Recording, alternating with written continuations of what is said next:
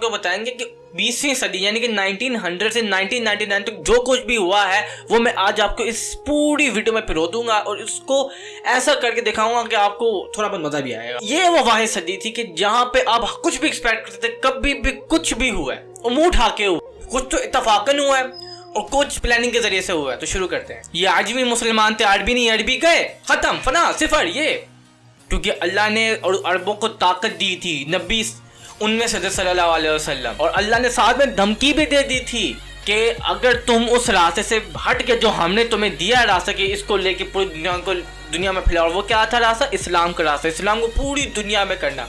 जब तक तुम करोगे वेल एंड गुड, लेकिन जैसे तुम यहाँ से हटोगे तो कोई और आ जाएगा। और ये पूरी दुनिया ने देखा।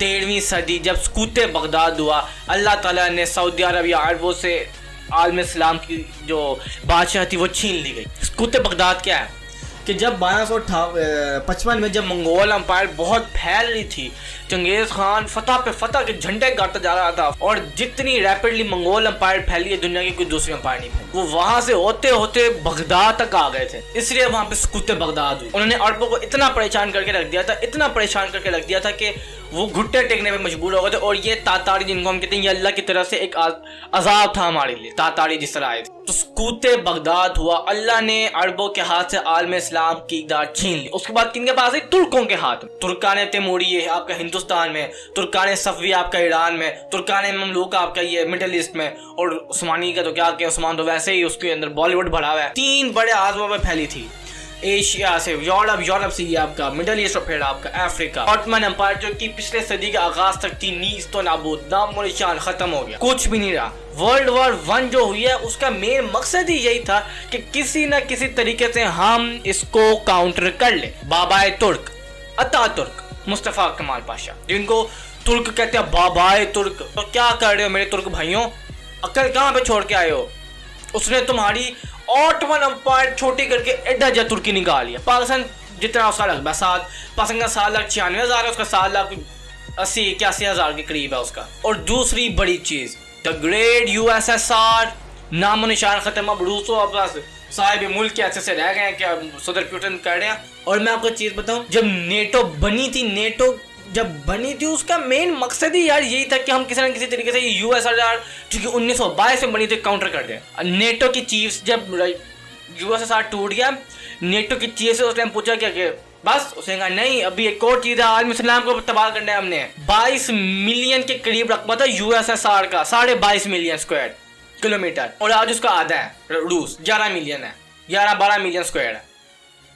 और इसको तोड़ा किसने, मैं आज आपको ये भी बता दूं, इसको तोड़ने वाला मुल्क कोई और नहीं, पाकिस्तान है। उन दिनों ना हमारे अमेरिका से बड़े अच्छे ताल्लुकात बने हुए थे। ये 50s में हमारे अमेरिका से बहुत अच्छे ताल्लुकात थे, चाइना को इतने नहीं थे। वो अमेरिका जैसे आज हिंदुस्तान अमेरिका का दिलदारा बनाया, इसी किसी दौर में हम भी थे। हमने 2 दफा हमने उनका साथ दिया, उनके साथ बैठे, दोनों में हमें शिकस्त हुई। लेकिन ये जो दूसरी चीज पे हमें एक किस्म से फतह भी हुई है। फतह क्या हुई? हमारे बलबूते पे अमेरिका ने यूएसएसआर को तबाह किया। अगर हम ना होते, अमेरिका तो अफगानिस्तान में फतह नहीं कर सकता था। ये अभी रिसेंटली अमेरिका अभी भी नहीं निकला, थोड़ा बहुत उसको मुश्किलात हैं।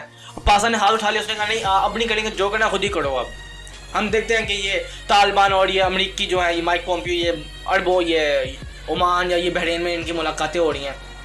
अमेरिका बार बार कह रहा है कि यार बचाओ हमें, हम मर गए, अब बचाओ।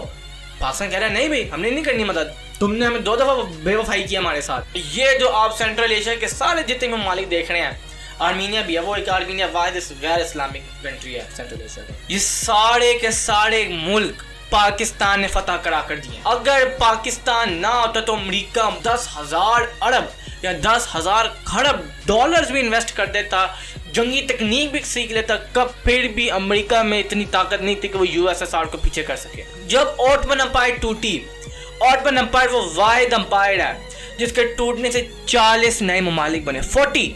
और रूस जब टूटा, रूस बाहर बड़ा लगता है, लेकिन जब वो टूटा 15 मुल्क निकले, Uzbekistan, Kazakhstan, Tajikistan, Turkmenistan, Kazakhstan, Armenia, Azerbaijan, Bosnia, Bolivia और इस्टोनिया, और अभी कितने हुए हैं? 10 हुए हैं, अभी 5 हो रहे हैं, वो नाम मैं भूल गया हूँ। और एक और बड़ी चीज, making of Pakistan, Bangladesh and India. ये 3 वो सानियात हुए हैं जो कि कभी भी कुछ सोच भी नहीं सकता था। Even in 1941 the Lahore resolution or Pakistan resolution was passed in Lahore. No one can thought that Pakistan came into being in just after 7 years. कायद आज़म जब पाकिस्तान उतरे ना, उन्होंने क्या फरमाया? उन्होंने फरमाया था कि मुझे ये यकीन या मुझे इस बात की उम्मीद नहीं थी कि पाकिस्तान मेरे जिंदगी के अंदर बनेगा। 1945 में जब वर्ल्ड वार 2 स्टार्ट हो गई ना, जो आपका जो जर्मनी था वो दोबारा आ गया और फिर वहाँ से टोक्यो भी आ गया, जापान वो भी कूद गया जर्मनी में। वहाँ से जर्मनी भी तबाह हो गया आखिर में। वो अमेरिका अंदर ना, जैसे चाइना अंदर सुकड़ के उसने तरक्की कैसे अमेरिका ने भी की, वो जब बाढ़ आया उसने जर्मनी को भी फेंटा लगाया, उसने टोक्यो को भी फेंटा लगाया। एक जो विंस्टन चर्चिल था आपका, वो क्या कह के थके कि आओ भाई हमारी मदद करो, हमारी मदद करो, हमारी मदद करो। जब अमेरिका आया वो एक ना शेर था जो कि नहीं कछाड़ा था, अपनी डैन में था। जब वो अपनी डैन से निकला और कछाड़ा तो कोई ना रुका। 45 में जब इंग्लैंड को फेंटे लगना शुरू हुई और ऐसी फेंटे लगी कि जर्मनी नाजियों ने लंदन तबाह करके रख दिया। आप गूगल पे सर्च कर लें लंदन इन 1945। अमेरिका ने वहाँ पर न्यूक्लियर बॉम्ब गिरा दिए और उधर न्यूक्लियर बॉम्ब नहीं गिरे थे, लेकिन फिर भी नाजी जर्मनी ने जिस तरह की मुजामत दिखाई और लंदन तबाह हो गया। बड़े लंबे अरसे तक वो फिर के जाके सेट हुआ है लंदन और इंग्लैंड तबाह हो गया। ये भी कोई नहीं सोच सकता था कि कभी हिंदुस्तान टूटेगा, क्योंकि ये 5000 साल पुरानी सिविलाइजेशन है हिंदुओं की। जब मलेशिया आज़ाद हुआ, मलायन कौम पे आज़ाद हुआ, इंडोनेशिया हुआ कौमियत पे हुआ, अरब कौमियत, बाकी सारे मुल्क जो भी इस्लामिक हुए हैं, कोई कौमियत पे हुआ, कोई सियासत में हुआ, कोई रंग की बुनियाद पे हुआ। साउथ अफ्रीका में जब आज़ाद हुआ तो वो रंग की बुनियाद पे हुआ था। बंगाल जो कहते हैं ना, बंगाल भी आज़ाद हुए थे ना, तो वो भी आज़ाद हुए थे कौमियत पे। यार हम बंगाल कौम तुम लोग हमें देखते ही नहीं हो, ये वो जब सारा ये फेक टॉपी ड्रामा हिंदुस्तान ने किया था। पाकिस्तान दुनिया का वो वाहिद मुल्क है जो इस्लाम के नाम पे बना ठीक 1400 साल बाद, मदीना की फलाई रियासत के बाद। रियासत की जो ने कहा कि ये ला इलाहा इल्लल्लाह की बुनियाद पे बनी। अल्लामा इकबाल का बहुत मशहूर शेर है जिसमें आपने फरमाया था, मेरे अरब को आई ठंडी हवा जहाँ से मेरा वतन वही है, मेरा वतन वही है।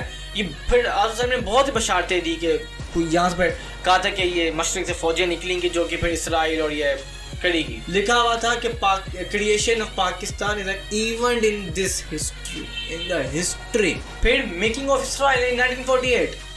उसी को देखकर कायद आज़म रहमतुल्लाह अलैह ने फरमाया था कि हम कभी इसराइल को तस्लीम नहीं करेंगे जब तक ये फ़लस्तीन को आज़ाद नहीं देते या फ़लस्तीन को उनका हक नहीं देंगे।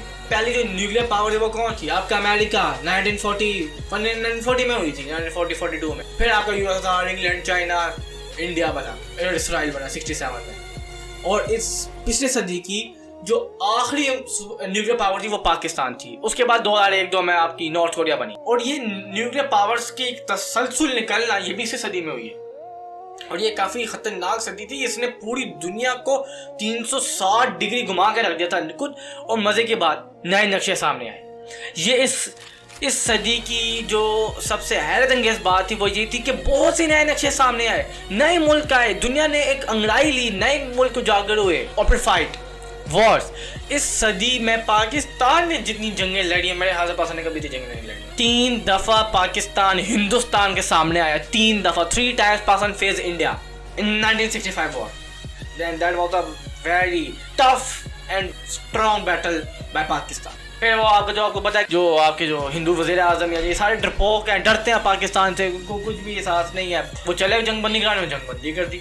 अगर जंगबंदी ना होती हिंदुस्तान ने हार जाना था। फिर 1971 में साल हिंदुस्तान ने साजिशें की, they made the plan and then they implement the plan against Pakistan. क्या फॉर्मूला लगा के? बंगाल। और फिर उन्होंने कहा कि बड़े मगरूर तरीके से इंदिरा गांधी ने कहा था कि हमने 2 कौमी नज़रिया जो था ये हमने खलीज बंगाल में गर्क करके रख दिया। और फिर आपकी तीसरी जंग कारगिल वॉर इन 1999। और इसमें हमारी गलती थी, इसमें हम जीत रहे थे, लेकिन एक बंदा ऐसा आया जिसको आप नवाज शरीफ के नाम से जानते हैं। वो आया, उस डरपोक शख्स ने बिल क्लिंटन के कहने पे जंग रोक दी थी। हाँ जी जंग रोक दो भाई, कोई जरूरत नहीं है जंग लड़ने के। भाई नहीं, मैंने जंग नहीं लड़नी। अगर आपका जो नवाज शरीफ है अगर वो जंग ना रोकता तो मे भी कश्मीर हमारा हो। अगर वो जंग हो, कहता नहीं जंग होके रहेगी, मैं कश्मीर, अगर उसके अंदर if he is a true Pakistani, अगर उसके अंदर हुब्बुल वतनी होती, अगर वो मुहिब्बे वतन होता, वो कभी ये ना करता।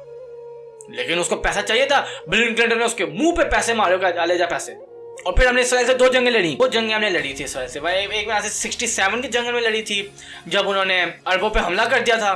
फिर पाकिस्तानी आए फोर्स और फिर हमने अरबों की मदद की। और आज ये जो अरब कर रहे हैं ये अच्छी चीज़ नहीं कर रहे। हमने अपने भाई अरबों की मदद की जस्ट बिकॉज वो जो ज़्यादा हम करते थे वो उधर तक ना पहुंच जाए, वो हमारे दिल पे है दोनों जगह। फिर एक मैं से 70s में जंग हुई थी पाकिस्तान और इसराइल की, या 80s में जंग हुई थी। 2 जंगें पाकिस्तान ने इसराइल से लड़ी हैं, 3 जंगें पाकिस्तान ने हिंदुस्तान से लड़ी, 5 जंगें पाकिस्तान लड़ चुके हैं अब तक। और फिर एक यूएसएसआर की जंग 6 जंगें पाकिस्तान पिछली सदी में लड़ चुका है। 6 रिकॉर्ड है एक सदी में 6 जंगें लड़ा है एक मुल्क। और ये तो ओके रहेगा भाई, आप सर ने फरमा दिया गज़वा हिंद होना है, हम हिंदुस्तान को तबाह कर देंगे। देखिए जंग को तो मैं भी नहीं चाहता, जंग से कुछ भी नहीं होता, लेकिन अगर नरेंद्र मोदी ये करता रहेगा तो जंग हो जाएगी यार, तबाह हो जाएगा दोनों मुल्क तबाह हो जाएंगे, हिंदुस्तान भी गर्क पाकिस्तान भी गर्क, फायदा कुछ भी नहीं होना। उन ताकतों को फायदा होगा जो हम दोनों को लड़वाने में लगे। तो प्यार से हिंदुस्तान, मतलब हम जो हिंदुस्तान के जो लोग हैं वो यहाँ वालों को पसंद करें और हम उनकी वालियों से इश्क करें। तो ये बहुत कुछ हुआ है इस सदी में। दुआ करें कि पाकिस्तान सर कायम और दायम रहे, सलामत रहे, अपने पाँव पे खड़ा रहे। और मैं आपको मिलता हूँ अपनी अगली वीडियोस में, तब तक के लिए अलविदा।